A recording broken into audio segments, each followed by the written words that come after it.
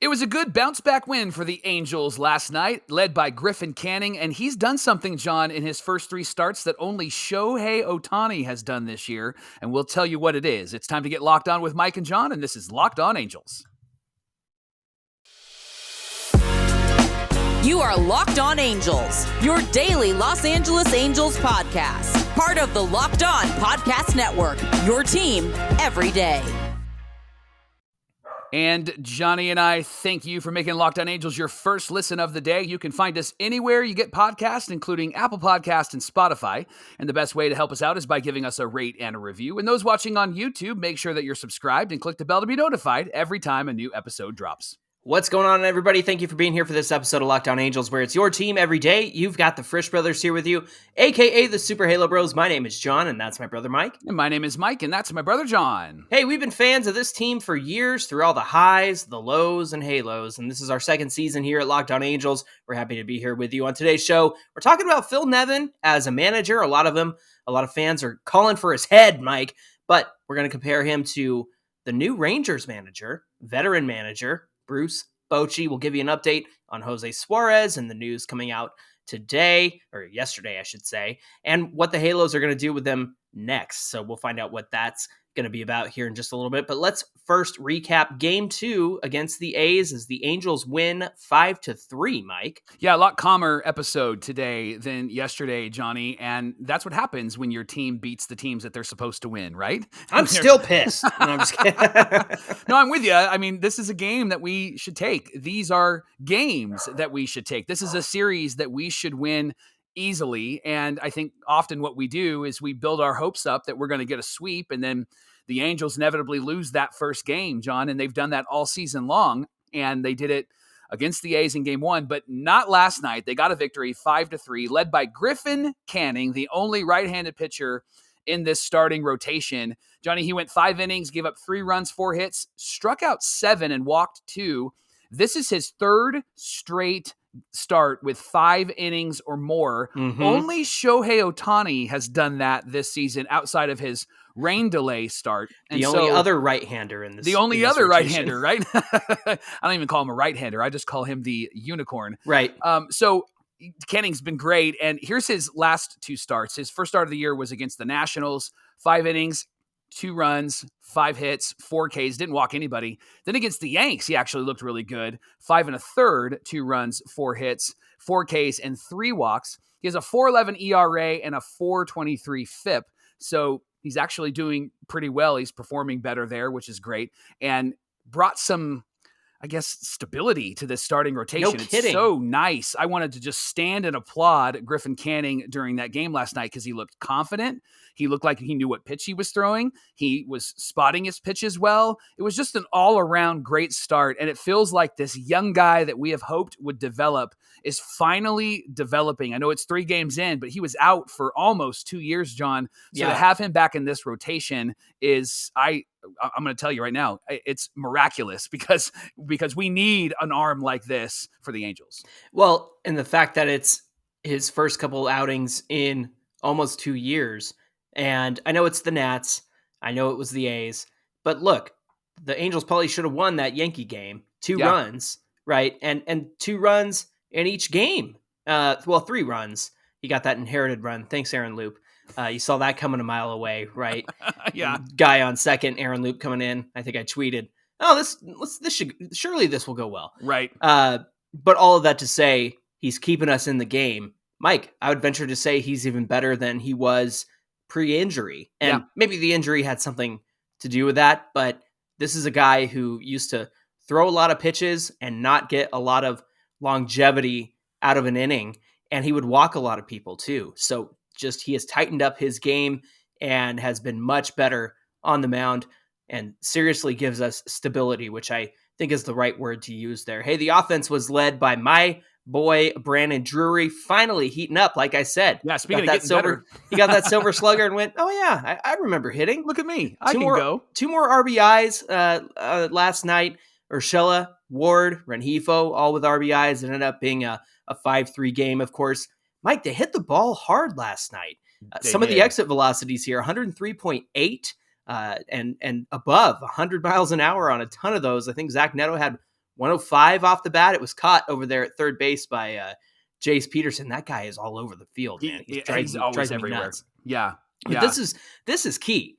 The Angels stole 4 bases. Mm-hmm. Now, there was the Shohei steal. Rendon gets on. There's a double steal. Rengifo steals a bag to make up for his doofus play on Monday night, trying to take second. And now the Angels are back at 500 for the 8th time this season, 12-12. Mike, I loved the approach that the Angels took last night in terms of hitting the ball the other way, hitting it hard the other way. You saw Mike Trout get stuff started in the first with a double that went over the wall.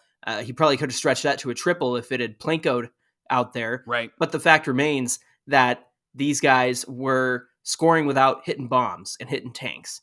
And that's been their MO a lot of the season. So it was just nice to see these guys string hits together with 2 outs, runners in scoring position. They delivered each time. Yeah, Brandon Drury looked great, and I don't know if you saw at the end of the game, Matt Birch went to ask him if he would do an interview, and he mouthed, "Oh, I don't do that." And he walked into the clubhouse, which I thought was really great. But it's good to see him come through, and I know that his numbers aren't jumping off the page, but Zach Neto just brings a whole lot of confidence to this lineup, and you have confidence that he's going to come through when it matters. Johnny, I don't mean to pick on him, but Rengifo just feels like a AAA player. I remember last year and the year before when Jose Rojas would be thrown out into the outfield, it would be frustrating. Mm-hmm. There was a ball in right field last night where he could have caught it. It just felt like he just doesn't know what he's doing out there. He's nervous or he's overthinking it, right? Like that would have been an easy catch by Hunter Renfroe or any other defender out there. Yeah. And I'm actually okay with them throwing Brandon Phillips out there more often than not. If you're Brett not going to have, Brett Phillips. Well, what's Brandon Phillips doing? Brett Phillips out there because he's got a great arm and great defense. And when he's been at the plate, he's caused some chaos and he's stolen some bases. It just feels like Rengifo, they're trying to find a spot for him in this lineup and trying to get him some at bats, which I understand. And that's what's going to help bring success, I think, to him. He just looks kind of Joe Adele-ish out there right now really at the plate and also in the outfield. And so I'm just not sure how wise it is to kind of move him around the field. If you're going to move anybody around the field, I think I'd rather move like Taylor Ward or I'd rather move Mike Trout. You know what I mean? Like, because it just seems like Rengifo, it just seems like he gets really overwhelmed when he's not in a position that he's really comfortable with. It's weird. You're confusing Rengifo with Rendon and Renfroe. And yeah, it's weird how that happens. I'm winning on this episode so far. I'm just saying there's all the Knights of Ren going on there, the Ren Bros. But listen, Mike, I have to kind of think about that as well. I know Brandon Drury has played the outfield, so I'm surprised he wasn't out there. But that means you put Rengifo at second base. Yeah. And it's just like, where is he the least liable in terms of defense, right? And so maybe that's what went into consideration there. I don't know. I'm just happy that they were able to hit the ball hard and string together some hits. They got through the gap. We see it all the time with these halos. They hit the ball hard right at somebody. Yeah. And it's whether that's the outfield, it bloops out there, or it goes hard to the infielder. So it was good to see them string together some hits. I tweeted out a series of tweets yesterday from Super Halo Bros just to kind of balance out the ick from Monday night with some hopeful thoughts. And the fact that this team is 12-12, it's almost the end of April. If we come out of this month above 500, I am more than comfortable with that. Wait a second. Has it only been a month? No, it's been less than a month. I mean, doesn't this feel like the longest season that we've ever had in the month of April? It just feels like that, right? What I liked about this game last night, Johnny, is it wasn't messy. They looked like they were playing a Major League Baseball game, and they looked like Major League Baseball players. It wasn't messy. Bullpen came in, and I think what we saw last night is an indication of what's really happening with this team is that there are some guys that we can count on in this bullpen. They will have moments where they're not going to be great, but not everybody's going to be great all the time. But Carlos Estevez and Matt Moore, they came in and looked fantastic. And it was nice to have confidence that they're actually going to get to the ninth inning and not have it be this chaos, right? And I know Aaron Luke gave up a run, but it was good to see that he didn't do any more damage after that. And on an aside, I just don't know what you do with that guy. I know that we had an episode where things are fixable with him, but quite honestly, I just don't know what you do with him, because it just seems like he keeps falling apart or not being who he is or what he has the potential to be. What are you doing? Sorry, I'm just checking my notes here about the relief pitchers. I'm trying to see if Estevez is allowed to go as much as he did last night. According to the sheet, I don't have an answer for you. He's out for the rest of the week. He's out for the rest of the week. Can't use him. Can't use him. Right? Hey, so the Angels are going to play Game 3 against the A's again tonight, 6:38 Pacific time. Patrick Sandoval is looking to bounce back from that Yankees start last week. Man, I didn't get a chance to watch the beginning of that game, but the notifications that were going off, I went, what in the world happened? Right, so hopefully he can put it back together. You can catch every pitch of the Angels' hometown broadcast with SiriusXM on the SXM app. Just search Angels. And coming up on Locked On Angels, we're going to talk about Phil Nevin. Can he be a manager like Bruce Bochy? We're going to find out together. Locked On Angels is brought to you by So Rare. So Rare is a revolutionary fantasy baseball game and marketplace, transforming fans into owners with officially licensed digital cards featuring players from across all 30 MLB teams. And it's different than other fantasy baseball platforms. So Rare managers truly own their fantasy experience. They're collecting, buying, selling, and competing with player cards against global opponents to win really great rewards. And win or lose, you still own those cards, and there's no cost to play. Plus, the more you win, the more you advance, collecting cards and increasingly powerful cards and accessing next-level competitions and rewards. It's really a whole lot of fun. You got to check it out. Go to sorare.com/lockedon. That's spelled SORARE.com. And you can draft your team there, free player cards. Let me remind you, it doesn't cost you anything. Set your lineup and start competing today to win really great rewards. Again, that's sorare.com/lockedon. Go there today and get started. And today's episode is brought to you by FanDuel. Listen up, everybody. Grand slams, no-hitters, and double plays are back, and we can't get enough of them. There's no better place to get in on the MLB action than at FanDuel, America's #1 sportsbook. That's because right now, new customers can step up to the plate with a no-sweat first bet up to $1,000. All you have to do is go to FanDuel.com/lockedon, sign up, place your first bet, and get up to $1,000 back in bonus bets if you don't win. So don't miss your chance to get a no-sweat first bet up to $1,000 when you join FanDuel today. Just go to FanDuel.com/lockedon to sign up. Remember, FanDuel is an official partner of Major League Baseball. We really appreciate you making Locked On Angels your first listen today, and we're really grateful for you Locked On Everydayers, those that join us Monday through Friday, 5 days a week. We are here for you talking about our Halos, whether it's really good or when it's really bad. We're also talking about that. So you can join us each day this week. We're going to recap each of the A's games, and we're going to recap on Friday Shohei Ohtani's start from Thursday night. So don't miss that. The Angels do play the A's tonight at 6:38. John mentioned that Sandy is on the bump. John's been a Sandy fan since the beginning. And so Sandy Man can. You're the #1 fan for that guy. And we're feeling good about a win. I think I'm feeling good. I think that we have an opportunity to win this game, have a good pitching performance, and get some offense as well. You can catch every pitch and every bat and every home run and everything tonight with the Angels hometown broadcast on SiriusXM on the SXM app. Just search Angels. Mike, we got the news from Phil Nevin saying that Jose Suarez is scheduled to start on Sunday in Milwaukee against the Brewers. I'm not sure how I feel about that. But here's the reason. How I feel about that. They said they liked what they saw from him in the 4th and the 5th inning. Okay. Nevin said that Suarez will be evaluated start to start. That means more starts. That means more starts. And it also means, what were you not evaluating from the last start? You're doing that. You're starting now? Okay. Yeah, starting now. Now, listen, they said that they felt like the pitch tipping issue was something they found and feel like that when they resolve it, it will help him be better. He also said, this is ridiculous, Mike, because there's a lot here. Yeah. Phil Nevin said that the staff discovered the pitch tipping, not Mike Trout. He said the bench coach, Ray Montgomery, first showed it to him on the iPad. But then somebody on the fan cam that follows Shohei Ohtani around, it was Shohei and Ippei who found out Mhm. that Jose Suarez was pitch tipping.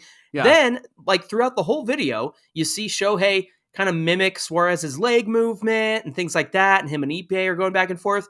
Then Shohei tells Ray Montgomery, or he might have actually told Matt Wise, but basically Shohei's the one who found it and told somebody. And Matt Wise went, "What?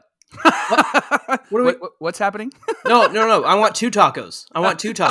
A free snow cone. I want snow grape. cone. Yeah, no kidding. But listen, he said that we've got to make him better. That's it. There's too much potential. There's too much upside in him for us to give up on him. He's somebody that's loved in the room. Now, It says not DFAing Suarez is an indication that the Halos actually have a big problem. Yes. They have a pitching staff without much flexibility. You saw them use a lot of options last season with pitchers coming up and down. Usually it's to send somebody down to get better. Sometimes it's to get a fresh arm up with the team or a more reliable arm. They're kind of their hands are kind of tied here, Mike. Yeah.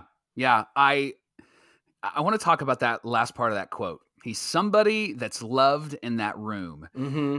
I love that, by the way. I'm glad that these guys are tight. I'm glad that they love each other. I'm glad that they enjoy being around each other.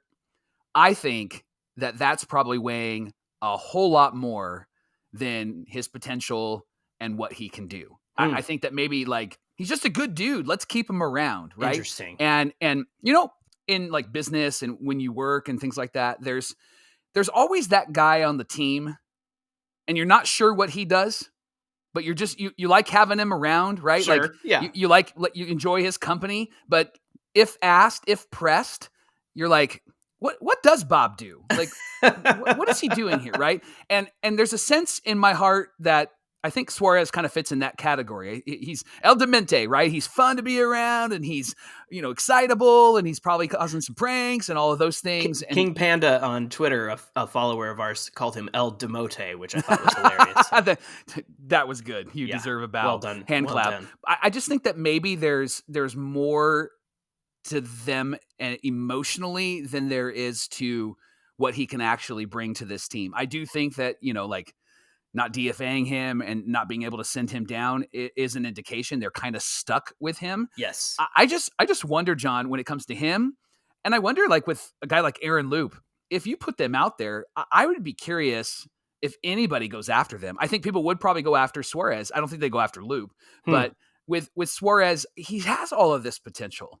But that's been his story since he first came up. And it's always been just all potential and no performance. And when he's performed, it's not been in high leverage games. It's been when we've been losing, when it doesn't really matter. And suddenly we're 10 games under 500. But hey, Suarez pitched a complete game shutout. That was awesome, right? And so it got us hopeful. And I think what we're seeing is a guy who really his head's not in the game. I'm not as concerned as the Angels were about the pitch tipping, John. I'm more concerned about the location of the pitches he threw against the A's. Yeah. Like those were meatballs. Yeah. And so if he was tipping his pitches, I get that they knew maybe what pitch was coming, but I think maybe you and I could have hit those pitches Still wasn't locating. Made some good contact, right? And we talked about how it was slow pitch softball, but man, I just don't think that they're thinking this all the way through. And it just feels more emotional than it does performative. I know that after the game last night, Chase Silseth was called up. And so what do you think this move is about with Silseth? Thank you. Silseth. And ultimately, are you in or are you out on Suarez? It sounds like Silseth is going to be out of the pen in place of Austin Warren, who's got some elbow discomfort, which is unfortunate because he has been a stud since he came back up to the major league club. But Silseth out of the pen, I like that move because you can monitor the velocity over maybe 2 or 3 innings because that's been his issue. So if he does the kind of the Tucker Davidson thing, then that would be an effective use of Silseth. However, if something goes wrong with Suarez, you got Silseth right there to take his place. And Mike, maybe it's a little, it's a fire under the tea kettle a little bit with Jose Suarez. It's, hey, Chase is here. Pause. Pause. Stop. Yeah. Hey, Jose, have you seen Chase? Yeah. He's chasing you, that's for sure. He's chasing you for your spot. Mike, here's a couple of things I want to point out. Number one, I know that we said Monday night was Suarez's get right game. Yeah. And he didn't get right. But I also have to consider there was a noticeable difference after they figured out the problem. Yeah. True. And so I think it's worth exploring that again. Now, I wish it wasn't against the Brewers. Right. But that's just the way that the rotation shakes out, so that Suarez would start on Sunday in Milwaukee. But all that to say, how many times, let me ask you a question. How many times did you see Jose Suarez pitch in spring training? Gosh, did he pitch in spring training? Exactly. He was on the backfields. He was not on TV games. He was pitching in those games against, the B squad. He was pitching for the B squad. Yeah. Mike, that's where everything went wrong. Nobody's paying attention.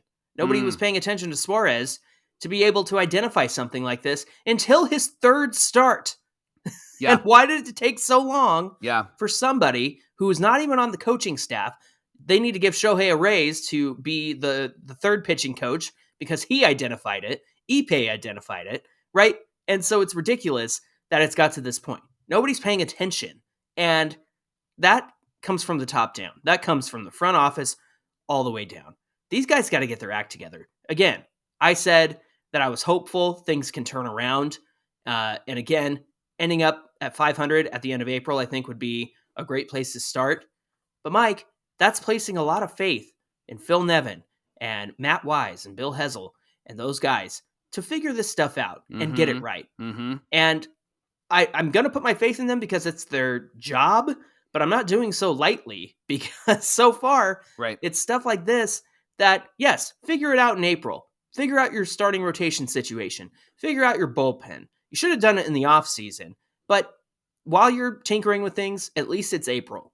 So I'm going to give them some leeway there because we're a few days out from the end of this month. Figure it out and stop missing these things because it's ridiculous. Well, if you think that you would be a great GM, you got to check out the Ultimate Pro Baseball GM game. They're the sponsor of today's show on Locked On Angels. In the simulation, you're responsible for hiring right coaches and staff, and maybe if you're frustrated with Phil Nevin, then you can figure out what you would do with a manager like that. You can manage the team finances. You can go above the luxury tax if you want to and be very non-Artie-like. You can scout and draft players, manage through difficult personalities and injuries. You're navigating your franchise through free agency, all of the ups and downs of the season. And it's actually a very challenging and realistic game, and it's playable completely offline, so you can play on the go whenever and wherever you want. And those listening and those watching to Locked On Angels, you get a 100% free boost to your franchise when you use this promo code Locked On in the game store. So you can download the game in one of three ways. Visit ProBaseballGM.com. You can scan the code here on YouTube if you're watching, or look it up in the app stores. That's ProBaseballGM.com. The Ultimate Pro Baseball GM. Start your dynasty today. All right, Mike, our last conversation, the Bochy factor. Bruce Bochy was hired as the manager of the Texas Rangers. Currently, they're in first place. We thought Bochy had ridden off into the sunset in terms of his managerial career. Yeah. Took San Francisco to the World Series 3 times over 6 years. Created a dynasty, in the late 2000s, early 2010s. And, they ran this town for a while. Yep. And now he's with the Rangers and they're in first place. They've made some big improvements. Over the last 2 off seasons, they got Seager and Semien. Then they really improved their pitching staff. I know they took some risks with guys like Eovaldi and DeGrom. Thank you. Jacob DeGrom. Yep. These names always escape me when we're actually recording. Right. But it's not the first time they've done this, and it doesn't always turn into success. But Bochy has this team buying into what they're putting out there, right? Yeah. On the flip side, Nevin is similar to Bochy. He's a veteran guy, former player, but his presence hasn't really inspired the Angels. It seems like they have kind of a good relationship with the players, but there isn't a noticeable difference in this team. in their winning percentage and in their Mm-hmm. hustle and all of those things. And so we decided to like wrestle between the difference between Bruce Bochy and Phil Nevin. Like, what's the difference? What do you think the difference is on the Texas Rangers versus the Los Angeles Angels? And by the way, shout out to Bryce on Locked On Rangers. If you get a chance, check out his show. He has a great show and he's super excited his team is in first place. So Mm-hmm. Johnny, let me go first. Here, let me talk about experience. Mm-hmm. Bochy has a lot of experience. You mentioned it. He's won 3 World Series. He went in 6 years. He didn't do anything with the Padres, and then the Giants just kind of picked him up, and it was kind of like finding the right match. It was hand in glove, and he had Buster Posey at the time, and he really was able to give them the keys to move forward. I think in the same context, it was like when Mark Jackson was fired from the Golden State Warriors, and then they hired Steve Kerr, and they had kind of the same roster. Steph Curry was there, and Thompson was there, and Draymond was there. And what happened when Kerr took over is they figured it out. Yeah. They had a little bit more freedom. And I think that that's what a manager is able to do, a coach is able to do, is help these guys figure it out. Bochy had this experience, and I think that there was just a confidence in him when he came in, and then they were able to go to 3 World Series in 6 years and win them all. Now, Nevin, this is his first full year leading the team. He's well respected when he was with the Yankees as a bench coach. And then, of course, with the Angels, he was well respected as a bench coach. And then got a lot of minor league experience, too. Right. Yeah. And so, but this is really his first full year leading a team. And so I wonder if that plays into it a bit. I wonder if the confidence that Bochy kind of stirs up in guys is like legit historical, factual confidence because of his experience. And I wonder if the confidence that Nevin is trying to stir up, there is a question of like, yeah, but bro, you haven't really done anything. And so can I take your word fully? I wonder if that's the tension that some of the players are wrestling through.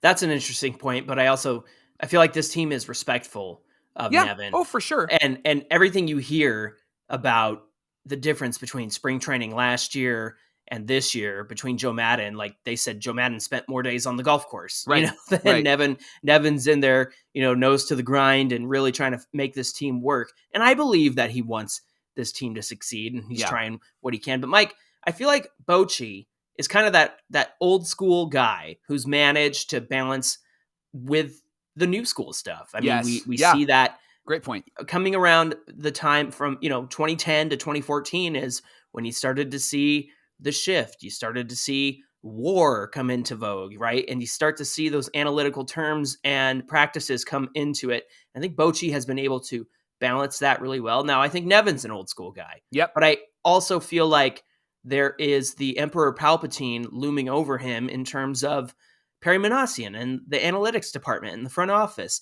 I understand that those two things can coexist. But right now, in this first month, it's been really tough to watch because this limit on relievers and stuff like that, it just feels way too hands-on. And you've just got to go with your gut sometimes. So I'm not sure Nevin quite feels like he has the permission to go with his gut because he saw last year how Perry and Joe Maddon clashed over decisions. Now, with Bochy, he's played almost his entire career at catcher, and catchers always make great managers. We saw that with Mike Scioscia, obviously, for 20 years. Yeah. Now, Nevin played more of the infield. He was a backup catcher, so he might not have the same mindset because the catcher really runs the field. They're aware of everything that's going on. So that might also be a major point of difference between these two guys. But we have a listener, Locked On Angels listener, Jeremy Copeland. Now, Mike, you're a pastor. He's a pastor. And you had a really interesting analogy. So set this up for us because I think it's really good. Yeah, I think what Cope said here actually, I think summarizes what we're feeling as fans with Phil Nevin.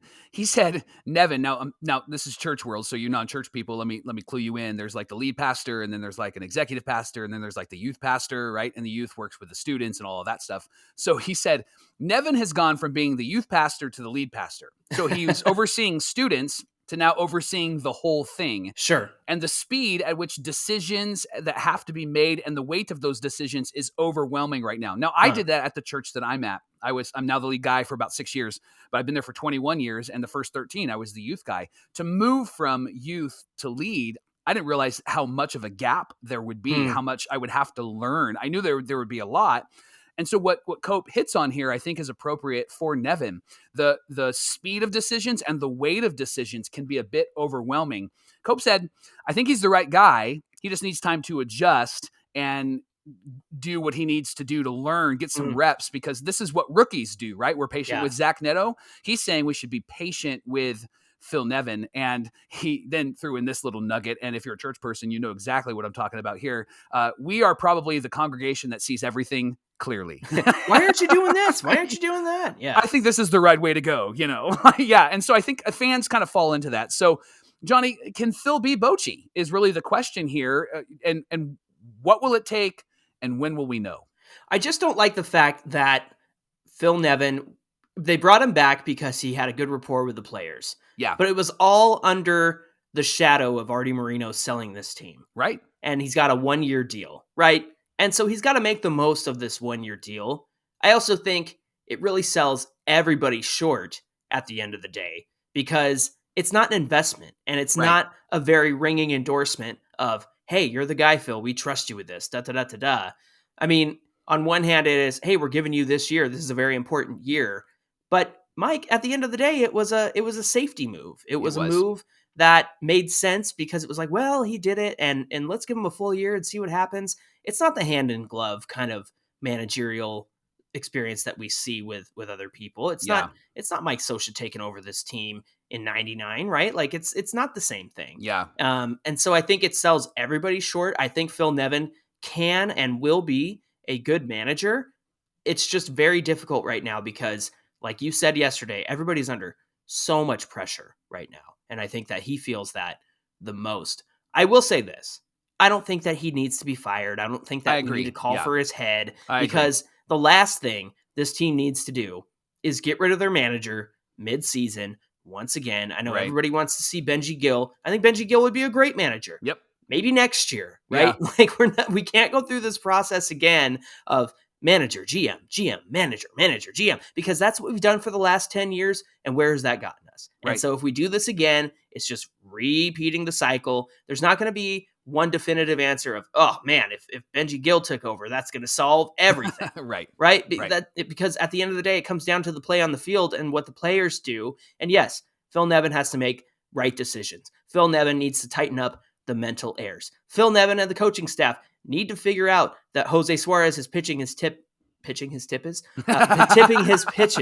and not Shohei Ohtani. Yeah. And they need to be able to take care of that. Again, that points up to GM and his decisions as well. So these guys really need to, tighten the reins here and get this team where it needs to be. I think we saw an example of a good baseball team on Tuesday night. Hopefully they can do it again tonight and the next day and finish out April really strong. Thanks for making Locked On Angels your first listen today. You can actually check out tonight's game against the Oakland A's. It starts at 6:38 Pacific time, and we're looking forward to seeing Sandy throw. You can catch every pitch of the hometown broadcast with SiriusXM on the SXM app. Just search Angels.